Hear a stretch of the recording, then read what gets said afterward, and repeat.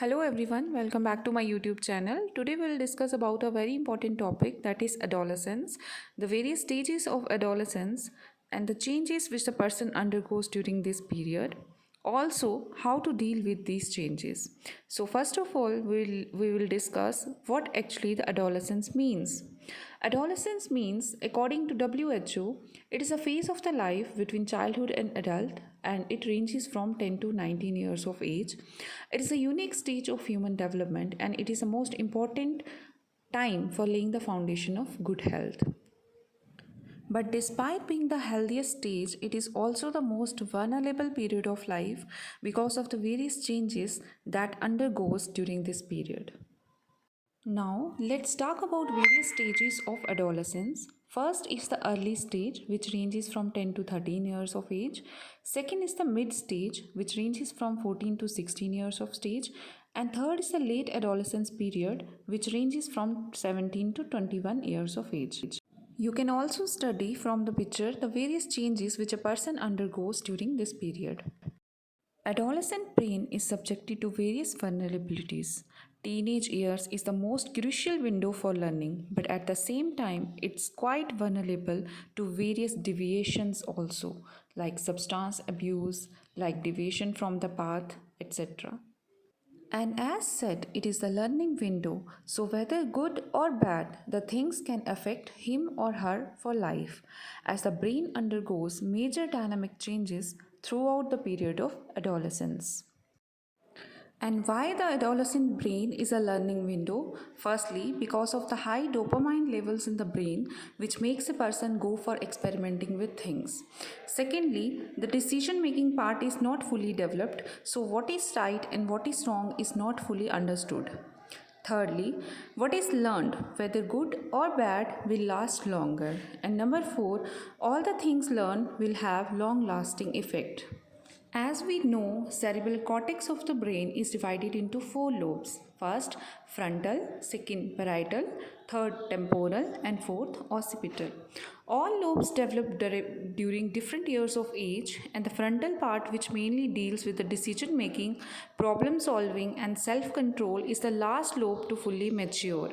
That is why the main reason the person during adolescent period is subjected to various deviations and wrong decisions. Because of these reasons, 2 out of 3 have consumed alcohol by the end of their high school, and average age of first experimentation is roughly 13 years of age. Because of this experimentation and early exposure, a person becomes addicted and are highly prone to learn substance addictions and many more deviations in life.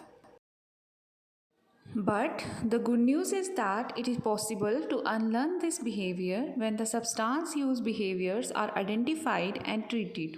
For this, early intervention is very important as it decreases the risk of developing substance abuse and many more mishappenings in life. Apart from these, various psychological changes include depression, anxiety, aggression, violence, and substance abuse. Behavioral changes includes mood swings, prolonged sleeping patterns, arguing with parents or friends, lying, withdrawal syndrome, and impulsivity in the daily life course. Cognitive changes include reasoning, intelligence, language, memory, as the child is in learning stage and what he sees, listens, speaks will contribute to various life outcomes. Also, emotional changes also includes anger, bitterness, sadness, fear, shame, guilt, etc. So far we have discussed various things, but now comes the dealing part. So first and the foremost important thing to deal with all these changes is positive self-talk, a practice of gratitude and a positive environment. Secondly, the support of families, friends, and siblings is very important. Parents need to have a core watch on child's behavior and should guide them properly so that a strong emotional foundation should be there.